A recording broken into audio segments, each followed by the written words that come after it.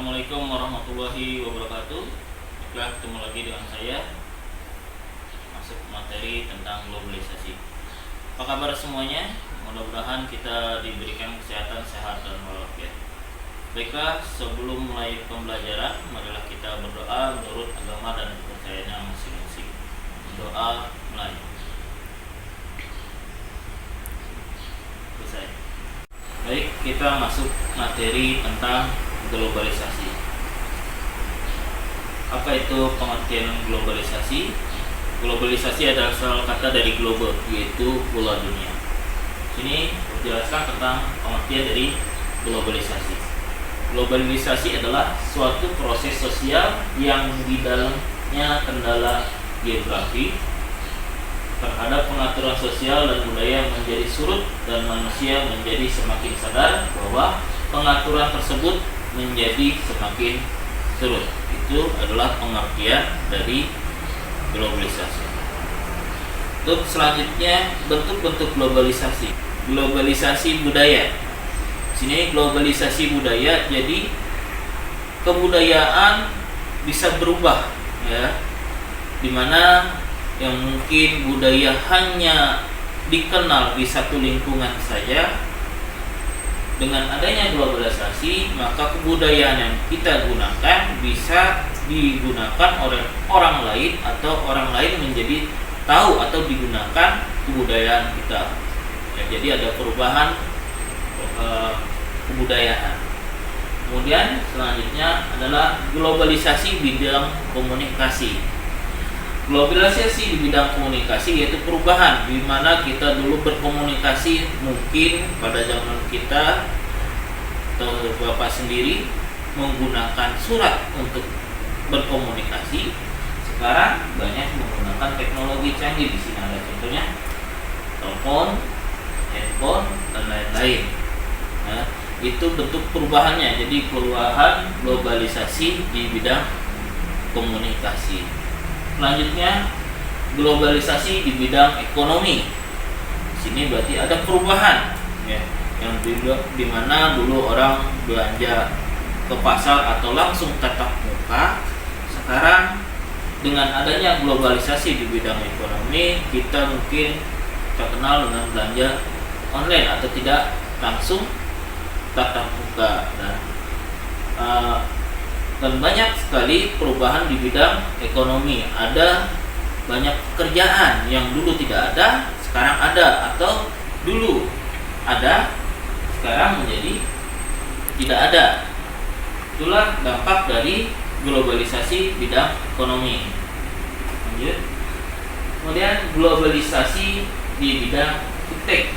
Iptek itulah ilmu pengetahuan dan teknologi. Sekarang kita banyak menggunakan barang-barang canggih, ya, yang memudahkan pekerjaan kita, ya. Kemudian lanjut lagi di globalisasi bidang transportasi. Globalisasi di bidang transportasi ini terasa sekali di diri kita. Mungkin dulu kita jalan butuh waktu yang lama. Sekarang dengan transportasi yang canggih itu bisa dipangkas waktunya, bisa menjadi lebih cepat. Dan transportasi sekarang sudah lebih modern, ya.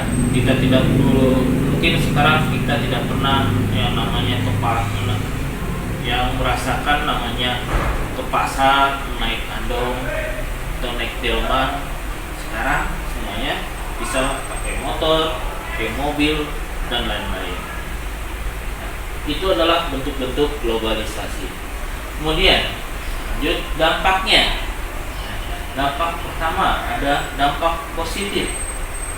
Dampak positif yaitu yang pertamanya adalah berkembangnya ilmu pengetahuan dan teknologi. Dengan semakin berkembangnya globalisasi, maka ilmu pengetahuan makin lama makin bagus. Kemudian meningkatnya efektivitas dan efisien, ya, lebih efektif dan efisien dengan barang-barang yang canggih atau berteknologi yang canggih. Kemudian ketiga, perekonomian suatu negara semakin meningkat. Ini dari dampak dari globalisasi bidang ekonomi. Yang keempat, meningkatnya taraf hidup masyarakat. Taraf hidup berarti kualitas ya, masyarakat makin meningkat. Lanjut, kemudian komunikasi semakin cepat dan mudah ya. Jadi kita komunikasi tidak ada batasnya ya, kalau dulu pakai kita berkomunikasi dengan waktu yang lama melalui surat butuh proses, sekarang tidak ya. Kemudian 6, berkembangnya dunia pariwisata ya. Jadi kita bisa mempromosikan apalagi Indonesia kaya dengan tempat wisata, kita bisa promosikan wilayah Indonesia ke dunia luar atau negara lain melewat teknologi dan informasi. Kemudian yang ketujuh, berkembangnya alat komunikasi dan keterbukaan informasi. Alat komunikasi sekarang makin lama makin canggih. Dulu pakai surat, sekarang ada telepon rumah, kemudian jadi handphone. 10 tahun akan kemudian mungkin nggak tahu kita seperti apa alat komunikasi. Kemudian keterbukaan informasi, jadi informasi menjadi lebih terbuka, semua orang bisa mengetahui informasi-informasi yang telah terjadi di berbagai belahan dunia. Itu dampak positif. Sekarang dampak negatif. Dampak negatif yang pertama adalah westernisasi. Westernisasi adalah kebarat-baratan. Ini contohnya anak remaja sekarang memakai pakaian atau gaya rambut yang tidak sesuai dengan budaya Indonesia atau mengikuti gaya luar. 2. Demoralisasi. Demoralisasi ini adalah pemahaman Barat ya, yang masuk ke Indonesia. Jadi budaya Indonesia sudah mulai luntur, masuklah pemahaman Barat. Kemudian ketiga, kesenjangan sosial ekonomi. Terjadilah kesenjangan antara si miskin dan si kaya karena adanya modal atau uang. Yang kaya semakin kaya, yang miskin semakin susah. Kemudian yang keempat, kriminalitas. Karena kesenjangan sosial ekonomi, maka terjadilah kriminalitas yang meningkat. Kemudian yang kelima, pencemaran lingkungan. Karena akibat tadi teknologi, banyak industri-industri yang berkembang, maka mengakibatkan lingkungan kita pun tercemar. Kemudian kenakalan remaja. Ini akibat dari pengaruh-pengaruh Barat ya. Yang ketujuh, individualisme yang semakin tinggi. Jadi sifat-sifat individu ya, bahwa Indonesia terkenal dengan budaya timurnya yang terkenal dengan gotong royong. Ini semakin lama mungkin jarang kita mengenal gotong royong, kita semakin individu. Itu dampak-dampak globalisasi. Nah, bagaimana upaya menghadapi globalisasi? Upaya menghadapi globalisasi adalah yang pertama, yaitu caranya di bidang budaya, yaitu menyaring setiap budaya yang asing yang masuk ke Indonesia untuk kemudian diadaptasi dan digunakan secara bersama-sama. Ya, tidak semua budaya asing itu buruk. Kita filter atau kita saring dulu mana yang cocok dengan kita, budaya kita. Kedua, mempromosikan budaya asli Indonesia ke kancah internasional untuk menumbuhkan rasa cinta budaya Indonesia. Jangan sampai budaya Indonesia diakui oleh bangsa luar. Yang ketiga, menyukai dan menggunakan produk-produk asli Indonesia. Kita produklah Indonesia. Kemudian 4, memperkuat persatuan dan kesatuan antar warga Indonesia yang memiliki budaya beragam. Apalagi budaya kita sangat beragam. Kemudian yang kelima, mematenkan setiap budaya Indonesia serta mempublikasikannya. Jangan sampai budaya kita diakui oleh bangsa luar.